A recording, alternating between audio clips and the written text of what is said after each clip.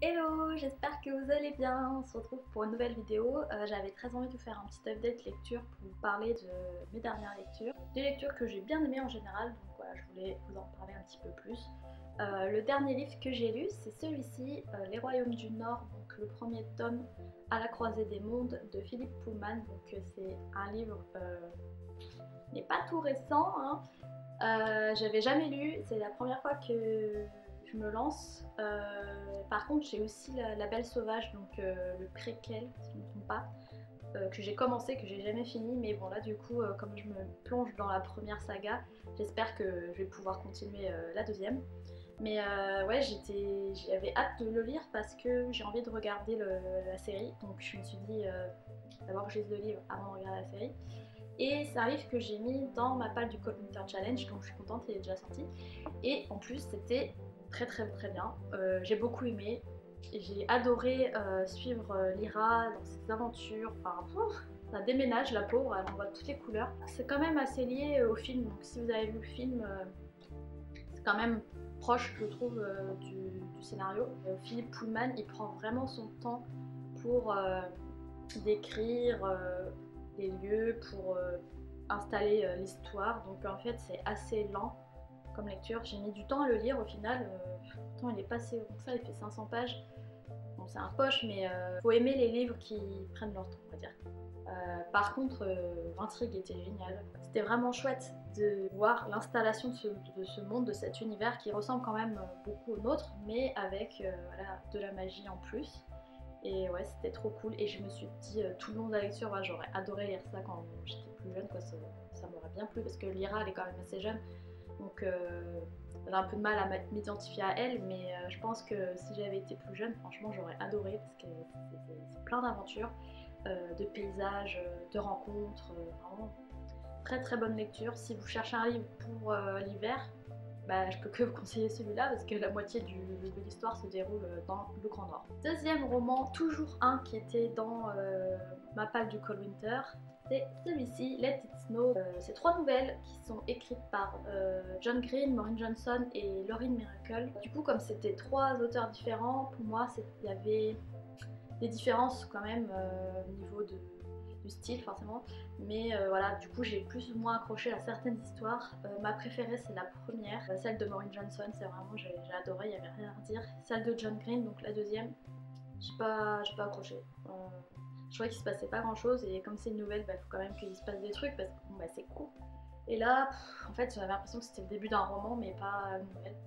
Et la dernière était plutôt sympa aussi, mais c'était pas ma préférée. En fait, on suit plusieurs personnages qui sont bloqués dans la ville de Gracetown parce qu'il y a une tempête de neige. Et du coup, voilà, il va leur arriver quelques aventures. Il y a beaucoup de relations entre les personnages, donc des relations d'amitié, d'amour, etc. Donc c'était plutôt sympa. Et du coup, j'ai regardé le film Netflix et j'étais déçue en fait parce que le livre était quand même mieux que le film parce que l'histoire n'avait rien à voir en fait. Ils ont gardé juste les prénoms des personnages, mais leur histoire personnelle, ça n'avait aucun rapport. Donc bon, j'ai quand même préféré les personnages que de la première histoire dans le film, forcément. Mais bon, voilà, c'est mignon, ça casse pas trois pattes à un canard.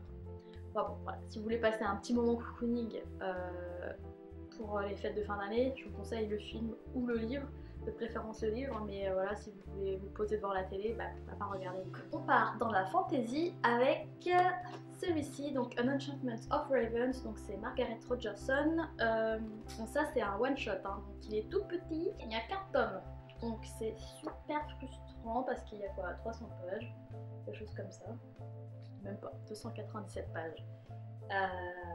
Et j'étais frustrée. Donc en fait dans ce roman on fait la découverte d'un monde avec des faées et le personnage principal c'est Isobel qui est une peintre, une jeune femme qui fait de la peinture, qui peint des portraits de faées et surtout des faées qui sont de la noblesse en fait. Ce qui est drôle dans cet univers, ça m'a tellement fait rire, c'est qu'en fait les faées ne peuvent pas créer de leurs mains. Donc ils peuvent pas faire à manger, ils peuvent pas se faire des vêtements, ils peuvent pas peindre par exemple. En fait tout ce qui est artisanal ils peuvent pas faire. Donc ils font appel en fait au savoir humain pour utiliser les choses de la vie courante en fait.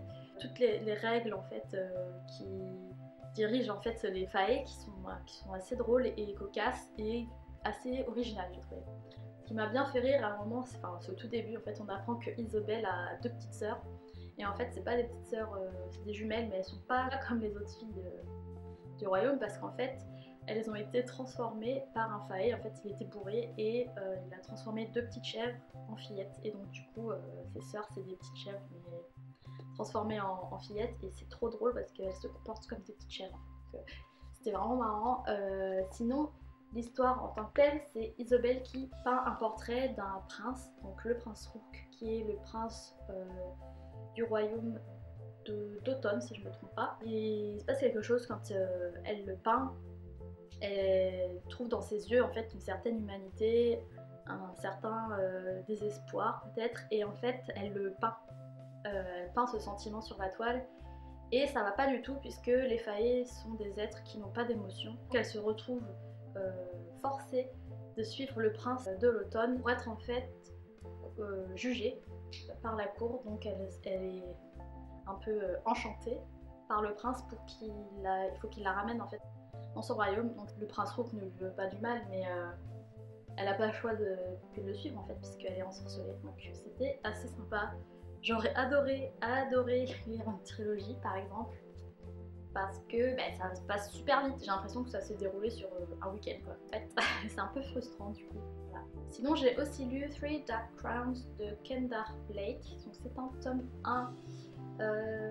Ce livre, je l'ai depuis super longtemps et puis elle est en fait dès sa sortie et comment vous dire que depuis les 4 tomes de la saga sont sortis donc voilà, comme d'habitude ça reste dans ma palle pendant des années. Par contre je sais pas pourquoi je l'ai pas sorti plus tôt parce que c'était génial. Vraiment cette saga elle commence par un premier tome de ouf. Dans ce roman on se retrouve sur une île où la magie existe encore, contrairement au reste du monde en fait où la magie n'existe plus. Sur cette île, la magie règne. C'est un royaume qui est dirigé par une reine et cette reine a toujours des triplés, donc 3 fillettes qui vont devoir en fait s'affronter à leurs 16 ans pour que elles vont devoir en fait s'entretuer. Il n'y en aura qu'une seule qui survivra forcément et ce sera elle qui deviendra reine. Et c'est toujours comme ça en fait. La reine a 3 triplettes, enfin des triplettes qui s'affrontent, etc. Donc en fait c'est à partir de leurs 16 ans que commence l'année où elles vont s'entretuer. Chaque princesse naît avec un pouvoir. Il y a plusieurs types de pouvoirs sur cette île, mais après voilà il y a des pouvoirs qui sont plus importants que les autres. Elles grandissent séparées les unes des autres dans 3 contrées différentes de l'île. Par exemple il y a Mirabella qui est une élémentaire, donc en fait elle peut contrôler les éléments, le feu, l'air, etc. Et donc elle c'est la princesse qui est la plus forte des 3. Donc on pense, enfin sa cour pense que c'est elle qui va devenir reine en fait puisqu'elle est très forte. La deuxième c'est Arsinoé qui est naturaliste mais voilà elle est toujours dans l'attente de son don puisque elle n'a pas de pouvoir pour le moment. Les naturalistes en fait ils peuvent contrôler les plantes, les animaux et souvent en fait ils ont un animal, un familier en fait qui les suit partout. Et donc elle, pour le moment elle n'en a pas. Et comme sa 16e année arrive, elle est considérée comme faible puisque elle n'a pas de familier, elle n'a pas de pouvoir. Et la dernière c'est Katharine, donc elle c'est une empoisonneuse. Donc en fait les empoisonneurs, les empoisonneuses sont immunisés au poison en fait. Et donc elle, depuis qu'elle est jeune, elle est confrontée au poison tout le temps. Donc elle mange toujours la nourriture empoisonnée, etc. C'est pour qu'elle soit immunisée en quelque sorte, sauf que ça marche pas vraiment. Et en fait ça l'a vraiment rendue faible parce que depuis qu'elle est jeune elle est confrontée au poison constamment et donc du coup elle a grandi de manière assez frêle et voilà elle est plutôt faible. Alors 16e année commence et donc c'est le début de l'affrontement entre ces 3 reines et c'était vraiment plein de rebondissements, de choses que je n'avais pas vu venir. C'était incroyable, on passe d'un chapitre à l'autre, on passe d'une sœur à l'autre en fait. Donc c'était super intéressant parce que je me suis attachée aux 3. Au début j'avais un peu de mal avec certaines et puis au final je les ai vraiment toutes les 3 adorées.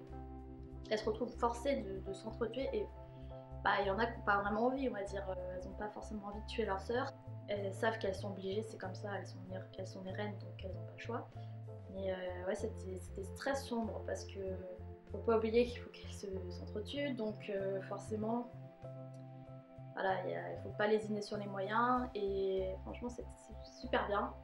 Comme il y a 4 tomes, je me demande ce qui va se passer dans la suite parce que ça fait beaucoup de tomes je trouve. Je suis curieuse de lire la suite. Je pense que je vais pas trop tarder parce que c'était vraiment très prenant. Et surtout j'ai envie de savoir ce qui va se passer, enfin, évidemment. Donc voilà pour ce petit update, j'ai essayé d'être assez concise, je sais pas si c'est réussi, mais voilà je voulais vraiment vous parler de ces lectures là. Je pense que mon coup de cœur c'est Three Dark Crowns qui était vraiment parfait.